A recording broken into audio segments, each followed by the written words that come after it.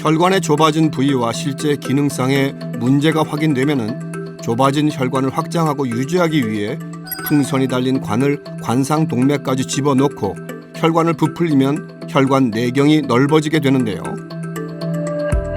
여기에 스텐트를 고정해 혈관이 다시 좁아지는 것을 막아주는 관상동맥 중재술, 즉 스텐트 삽입술이 시행됩니다.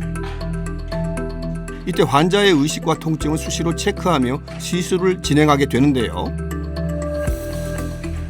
일단 중요 부위를 이렇게 시술을 하는 거라 그냥 계속 이제 긴장되는 거는 어쩔 수 없지만 뭐 잘 되기를 빌면서 일단 이제 그렇게 있는 수밖에 없는 거죠. 그렇게 시술은 약 1시간가량이 소요됐습니다. 시술 전 협착 때문에 울퉁불퉁 막혀 있었던 혈관이 이렇게 다시 매끈하게 회복된 모습을 확인할 수 있습니다. 원래 수도 파이프가 나올 때는 말랑말랑하고 안이 깨끗하잖아요. 근데 이게 시간이 가면 딱딱해지잖아요. 비슷합니다. 그 안에 이제 때가 끼는 거죠. 예, 기름때가 끼게 되는데 그게 쌓이고 굳어지면 그 혈류가 느려지게 되는 결국은 이 수도관이 막히는 것 같은 원리랑 같은 거죠. 심장에 산소와 양분을 공급하는 관상동맥은 중앙과 왼쪽, 오른쪽 세 줄기로 갈라집니다. 이 관상동맥에 콜레스테롤이 혈관의 절반 이상이 쌓이게 되면 협심증을, 모두 쌓이게 되면 바로 돌연사를 부르는 심근경색을 일으키게 되는데요. 심장 근육이 괴사되면서 뇌 기능에도 치명적인 손상을 입힙니다. 다행히 혈관이 막히기 전 빠른 진단과 수술로 생사의 고비를 넘긴 또 다른 환자, 61살의 이박 씨. 계단 걸으셨었나요? 예, 계단 걸으실 때 숨이 차셔가지고 와서 저희가 이미 찍어놓은 CT가 있었는데 혈관이 좁아져 있었는데 그래서 협심증. 다행히 심근경색은 아니시고 협심증으로 오셔서 협심증이 잘 치료되고 이제 약물로 잘 유지하는 게 필요하신 분이세요. 협심증 진단 전까지 제대로 건강 돌볼 새도 없이 가장의 어깨는 늘 무거웠다고 합니다.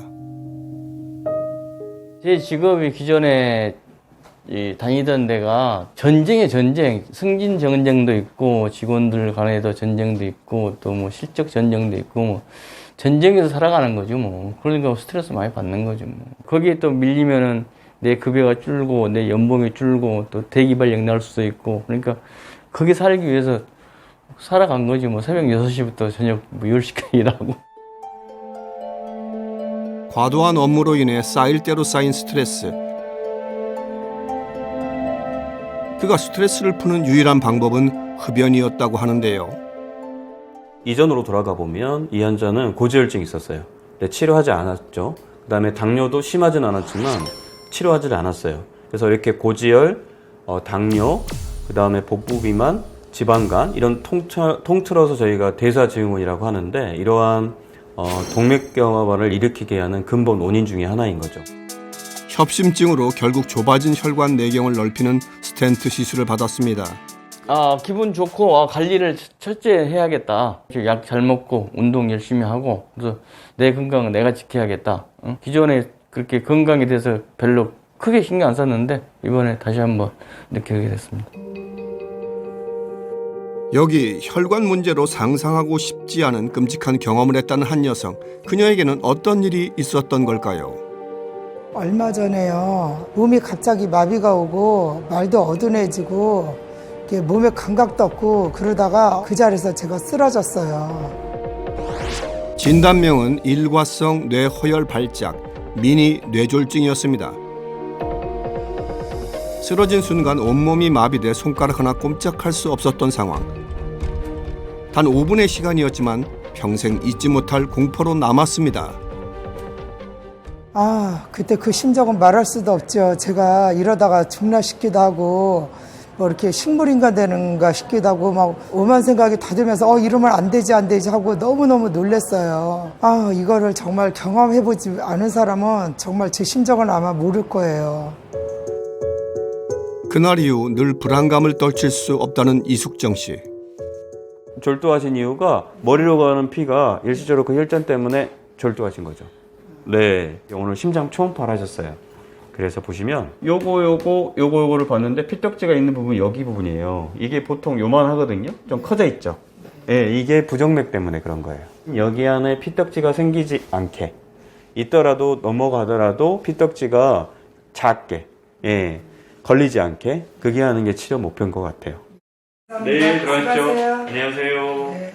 이숙정님 같은 경우는 심방세동이 있어서 심장 안에 혈전, 피떡지라고 저희가 표현을 하죠. 그게 어떤 순간에 뇌 쪽으로 갔는데 그게 남아있지 않고 풀리면서 이제 뇌졸중이 좋아진 건데, 그러면서 피검사도 같이 했는데 이분이 이제 동맥경화도 같이 있으세요. 콜레스테롤 수치도 높고, 그 다음에 이제 폐경기 이후이기 때문에 좋은 콜레스테롤도 낮고 나쁜 콜레스테롤도 올라가 있고 질도 나쁘고, 그래서 이런 게 두 개가 다 겹쳐 있기 때문에 심장이 불규칙하게 뛰는 심방세동으로 인해 생긴 혈전이 뇌혈관을 막으며 일시적으로 뇌졸중을 일으켰던 이숙정 씨.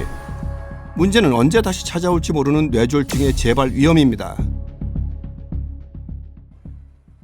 생각해보면 불행 중 다행인 일이지만은 불안감은 늘 그녀를 엄습합니다.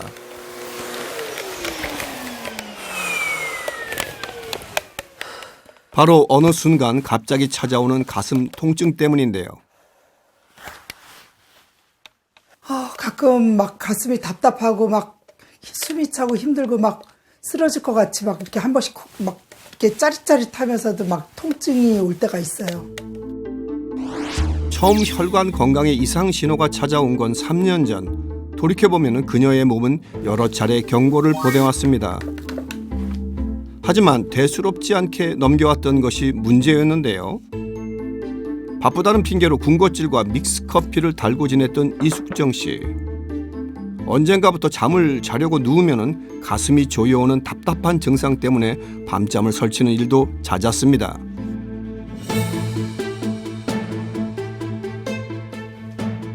그동안의 나쁜 생활 습관과 몸의 경고를 무시한 탓은 아닐까. 이숙정 씨는 약꾸러미를 보면 마음이 무겁습니다. 고지혈증, 심부전, 콜레스테롤, 혈관이 안 좋다 보니까 이것저것 먹는 약이 되게 많아요. 매일 챙겨 먹어야 하는 약들.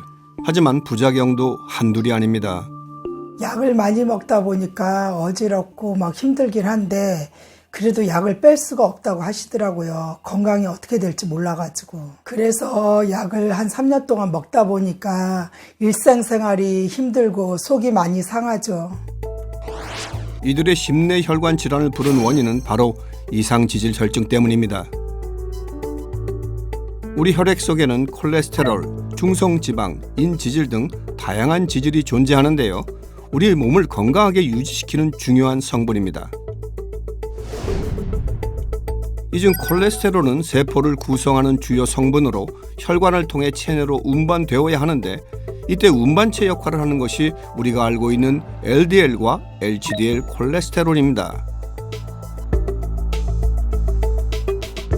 그중 저밀도 지단백인 LDL은 콜레스테롤과 중성지방을 인체 각 조직으로 운반하는 역할을 하는데요. 문제는 필요 이상으로 많아질 경우 혈관에 쌓이게 됩니다. 반면 HDL은 쓰고 남은 콜레스테롤을 수거해 간으로 되돌려 보내는 혈관 청소부 역할을 하게 됩니다. 콜레스테롤 자체는 증상을 일으키지 않아요. 이게 뇌벽에 쌓여서 나쁜 콜레스테롤이 점점 쌓이면서 그것 자체로 해서 문제가 생기는 거지, 수치가 높아서는 알 수가 없거든요. 피검사를 2번 이상 했는데 총 콜레스테롤 수치가 일단 높다. 그렇게 되면 아까 총량은 또 올라가 있는데 그 안에 내용물은 어떤지 정확한 콜레스테롤 성분 검사를 하게 되죠. 그래서 보통 이렇게 피검사를 통해서 증상이 없더라도 먼저 발견을 하게 됩니다. 이런 혈액 속 지질 수치가 정상보다 높거나 낮은 상태를 우리는 이상지질혈증이라고 합니다. 과거에는 흔히 고지혈증이라고 불렀는데요. 20세 이상 성인의 48.2%, 즉 절반에 가까운 사람들이 가지고 있는 질환입니다. 문제는 이상지질혈증 환자 수가 매년 증가하고 있다는 겁니다.